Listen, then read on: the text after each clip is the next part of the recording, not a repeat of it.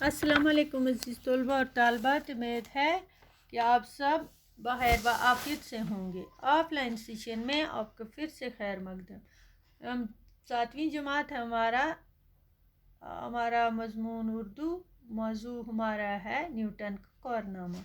Revision आपको चल रहा है बच्चों, पहले आप पढ़ चुके हैं ये सबक, फिर से मैं पढ़ा रही हूँ आपको। आप अपनी किताब खोलेंगे, पेज नंबर 84 पर जाएंगे। तो बच्चों आज हम अगला सबक शुरू करते हैं। हमने कल पढ़ा था, इसमें मैं आपको थोड़ा रियाजी की मशीनों से न्यूटन का बुनियादी मकसद क्या था, अपना जी बहलाना।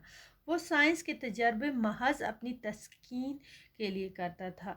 उसे अपनी दरियाफ़त और ऐजाद शाया करने का शौक़ न था। इसने अपने दोस्तों से कहा था कि मैं कुछ भी शाया नहीं करूँगा क्योंकि इससे जानकारों की तादाद में इजाफ़ा होता है।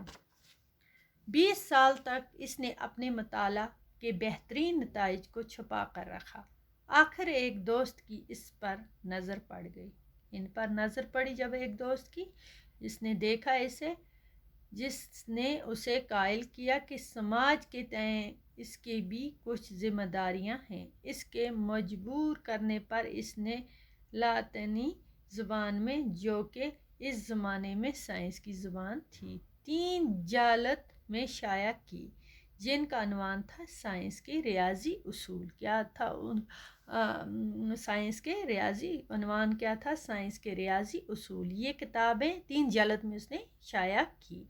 तो साइंस के रियाजी उसूल, ये किताबें इंसानी इल्म को कई मराहल आगे ले जाने का बायस और आने वाली सारी साइंस की बुनियाद बनी। मगर न्यूटन के ज़माना में इससे कोई ख़ास हलचल न पैदा हो सकी, क्योंकि ये अक्सर आलमों की समझ से भी बाला तर थे। साइंसदान के तौर पर अपनी कमाल और उरूज तक पहुँच कर न्यूटन का दिल साइंस से भर गया और उसे साइंसी दरबारी पोजीशन की ख्वाहिश हुई। इसने जेम्स दोम की हुकूमत की मुखालफत की और इसकी हुकूमत के ख़ात्मा और विलियम मेरी के तख्त नशी के बाद नया दस्तूर बनाने वाली कन्वेंशन का मेंबर बना। मगर बादशाह न्यूटन की सियासी काबिलियत से मुतासर न हुआ और उसे महज एक फ़लसफ़ी ही समझता रहा। तो बच्चों, ये हमारा आज का है सबक। इंशाल्लाह मैं उम्मीद करती हूँ आपको अच्छी तरह से समझ आया हो।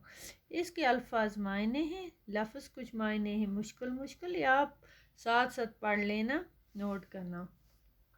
कलम आजमाई करना, लिखना, तहरीर करना, आवारा गर्द, मारा मारा फिरने वाला, बद चलन। जैसे इसमें और भी आए हैं, दरियाफ़त, कोई नई चीज़ लाना, उसे दरियाफ़त कहते हैं। आश्कारा करना, वाकफियत करना, राज खोलना, बला तर समझ से बाहर, ऊपर। दिल भर जाना, उक्ता हो जाना। तख्त नशी हो गया, तख्त पर बैठना, बादशाह बनना। रास ना आना, पसंद ना आना। मफ़हूम हो गया मायने, अरूज हो गया कमाल, फ़रोग़ हो गया तरक्की, तजर्बा गाह हो गया जहाँ तजर्बात किए जाते हैं। तो बच्चों, इतना काफ़ी आज आपके लिए। ये आप रिवीजन करना, साथ साथ इसके अल्फाज मायने भी पढ़ लेना। खुदा हाफ़िज़।